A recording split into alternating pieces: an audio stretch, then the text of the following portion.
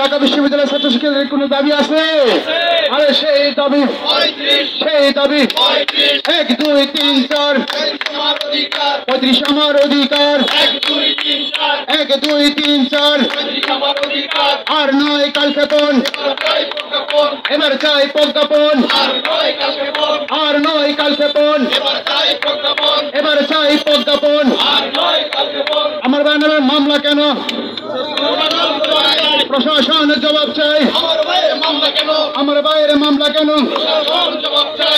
বাইরে মামলা কেন প্রশাসন জবাব চাই 30-এর শৃঙ্খল ভেঙে দাও ঘুরিয়ে দাও 30-এর শৃঙ্খল ভেঙে দাও ঘুরিয়ে দাও 1 2 3 4 জেগেছে রে জেগেছে ছাত্র সমাজ জেগেছে জেগেছে রে জেগেছে 1 2 3 4 35 আমার অধিকার 1 2 3 4 পদ্মা মেঘনা যমুনা 35 আমার ঠিকানা পদ্মা মেঘনা যমুনা শিক্ষার্থী ভাই বোনেরা, আপনারা যারা আমাদের ব্যানারের বোনেরা এ পর্যায়ে আমাদের জাহাঙ্গীরনগর বিশ্ববিদ্যালয় থেকে আগত আইনের শিক্ষার্থী রুবেলকে বলবো তার সংক্ষিপ্ত বক্তব্য তুলে ধরার জন্য। যে জন্য এখানে উপস্থিত হয়েছি সেটা বাংলাদেশের মানুষ বা ছাত্র সমাজ নির্বিশেষে সবাই জানে যে কেন আমরা এখানে আজ সমবেত হয়েছি। আমি 2008 সালে যখন এসএসসি পাস করি, আমি রেগুলার স্টুডেন্ট ছিলাম। আমার বয়স তখন দিয়ে দেওয়া হয় 1991 সাল। সেই হিসেবে আমার বয়স, আমি যখন এসএসসি পাস করি তখন আমার 17 বছরের ওপরে। আমি যখন ইন্টারমিডিয়েট পাস করি তখন আমার বয়স, আমি 2010 সালে এইচএসসি পাস করি এবং অ্যাডমিশন টেস্টের মাধ্যমে রাজশাহী ইউনিভার্সিটিতে ভর্তি হয়েছিলাম।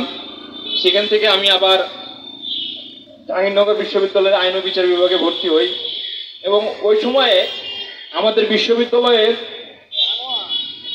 বিশ্ববিদ্যালয়ের বড় ভাই জুবাইর নাম, সেখানে একটা হত্যাকাণ্ড হয়েছিল। ক্যাম্পাসে তখন থমথমে পরিবেশ এবং ক্যাম্পাসটা বন্ধ হয়ে যায়।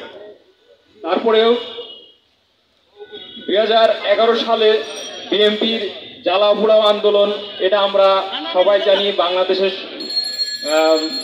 লোকেরা সবাই অবগত আছে। সে সময় আমাদের শিক্ষা প্রতিষ্ঠান বিশ্ববিদ্যালয়গুলো বন্ধ হয়ে যায়, যার কারণে আমার অনার্স পাস করতে 2017 সালে আমার 2017 সালে মার্চের দিকে আমার অনার্স শেষ হয়। তখন আমার বয়স হচ্ছে 27 বছর।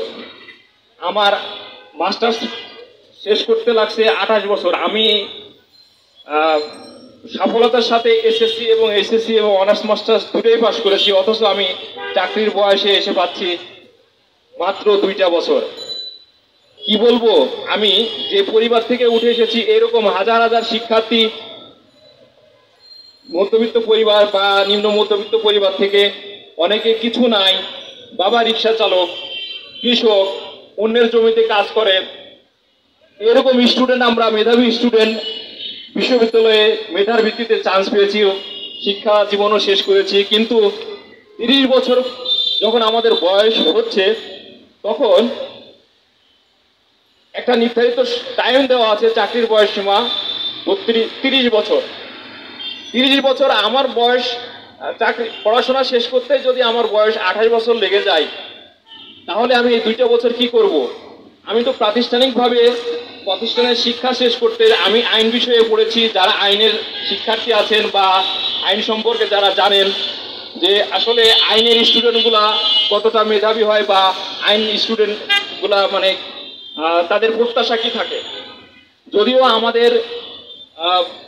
আমাদের জন্য বয়সসীমা 32 আছে, তারপরেও আমি জুডিশিয়ারিতে 3 বার পরীক্ষা দিয়েছি। আমি লাস্ট যে 17তম বিজিএস পরীক্ষা ছিল, সেখানে আমি 10 দিনের জন্য আবেদন করতে পারি নাই। এখন আমি বলবো যে আমি এই সার্টিফিকেট নিয়ে কি করব?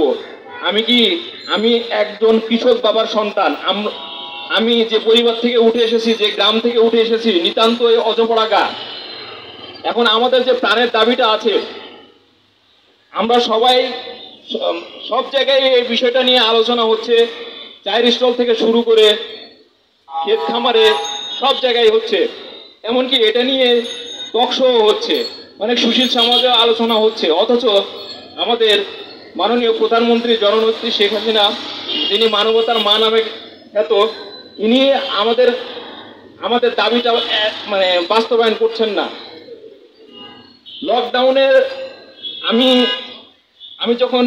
মূলত টিউশনি করে এই পড়ালেখা চালিয়ে গিয়েছি। যখন করোনা শুরু হয় তখন আমার 3টে টিউশনি ছিল, আমি আমার সব 3টে টিউশনি চলে যাই। ওই মুহূর্তে আমার পরিবার থেকে আমাকে সাপোর্ট দিতে পারছে না, আগেও পারতেছিল না। অনেক কষ্ট করে আমি তারপরে থাকার চেষ্টা করছি, কিন্তু আমি থাকতে পারি না। আমি বাসায় যেয়ে 2 বছর চলে যায়, 2 বছর আমার সেখানে